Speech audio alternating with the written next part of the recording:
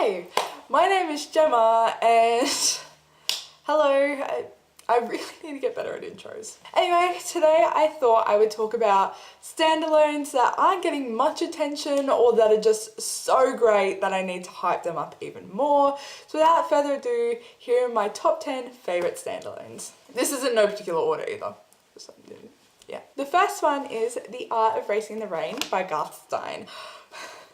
I remember what I was doing and where I was when I read this. I was sitting on the floor of my bedroom, and at my old house we had floorboards. So I remember I just picked this up randomly and started reading, and I bawled like a little fucking kid. It's told through the perspective of a dog, and honestly, like, I'm not here to lie, it was so good. It was so good. If you haven't read this, just read it. It was like the hype book of like 2012. It's really good. Really good. The next is The Shadow Girl by John Larkin, and another book I cried in. I met him, he signed it, he said to my dearest Gemma, I hope you've enjoyed The Shadow Girl, with respect, John Larkin. Oh my god. But this is so good. This is kind of like a loose retelling. It's kind of split between this girl talking to a man at a cafe and then the story of what she's actually talking about.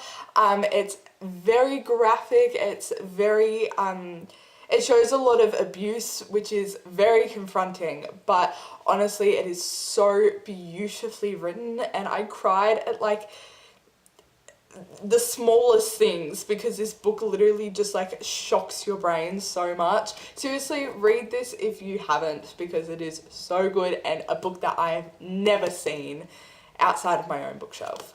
Read it. The next book is Oh Yeah, Audrey by Tucker Shaw. I'm not here to lie to you, I bought this book, one, because Audrey Hepburn, and two, the main character's name is Gemma with a G, which is something I had never seen before. I know Lauren Oliver published the book Replica, which I own, which I have not read.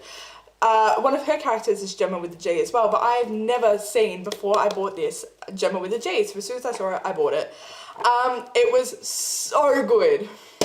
Until the last, I want to say 50 pages, which completely ruined it. But I still decided to keep it in here because it was really fantastic. Just the last 50 pages really upset me. And again, like, I still think you should read it, if only to get angry like I did.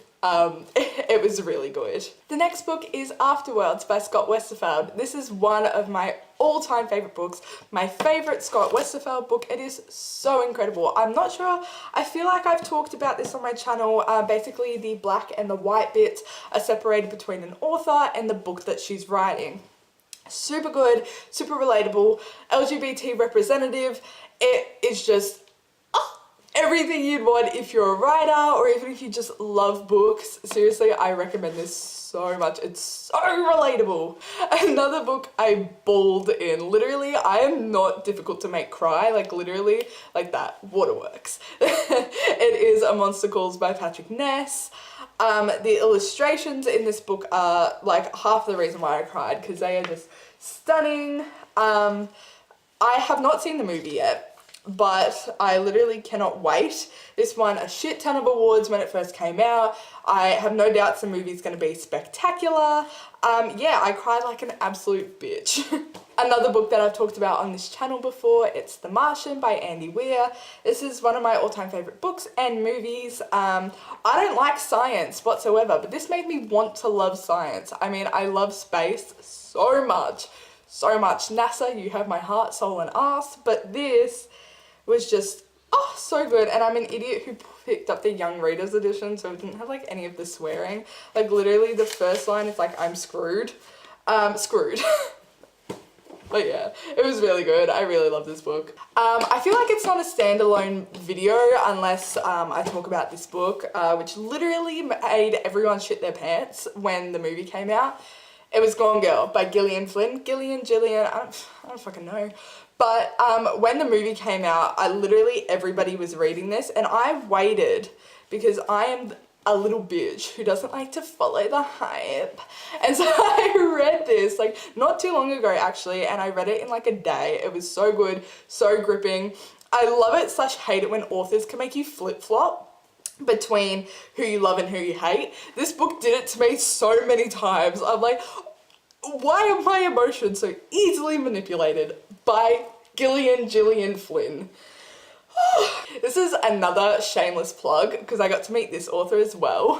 But it's Life in Outer Space by Melissa Keel. Says here, Gemma, thanks for reading. Love Melissa Keel. This is one of the cutest YA romances I've ever read. It is so beautifully and funnily written. It also takes place in Melbourne, which is really cute. So like a lot of places that they went, I'm like, I've been there. But it was beautiful and I loved it so much. It's really relatable. The main male protagonist, Sam, is like a total geek. It was just so much fun to read. And if you're looking for just like a really quick, really fun, really easy read that is not, it doesn't adhere to a lot of cliches at all. So if you're looking for a book like that, definitely pick this one up. Next is The Messenger by Marcus Zuzak. Now, I really wanted to include The Book Thief, but everybody knows how fucking spectacular that novel is. So I decided to include his kind of, I don't want to say lesser known novel, but definitely lesser appreciated novel, or less appreciated. I can't fucking grammar today. Anyway, this is so good. Literally read this in a day. It was literally incredible. I wasn't expecting to love it as much as I did. I remember I bought this randomly. I got paid. So I was like, I'm gonna hit up the bookstore. And so I bought it. Didn't think I would love it, but thought it was gonna be good because it's Marcus Zuzak. But it was literally incredible, mind-boggling. The characters make me want to fucking die. They're so well written. In such a short amount of space, the characters were so well fleshed out. I just had me on the floor, guys. Had me on the floor. Is it really a video on my channel if my camera doesn't die at least once? You'd think not. Anyway, last but not least is Impulse by Alan Hopkins. I thought I would include one for all my poetry lovers out there. This is a book split between 3 perspectives, which is told in verse. And it, again, made me cry because I just turn on the waterworks like that. But this is so good. It's 3 characters who are all in a mental institution, and it was just heart-stopping, I think is the only word for it. It literally just is so jarring and so simplistically but beautifully written. And honestly, if you're looking for something to get you out of a slump, I really recommend this because firstly, poetry is so easy to read, but it's really gripping too, this one. So yeah, I really recommend this if you like poetry or verse or just anything that just makes you literally want to cry. So anyway, that wraps up my top 10 favorite standalones. I really hope you enjoyed this video, but until next time, see you later, guys.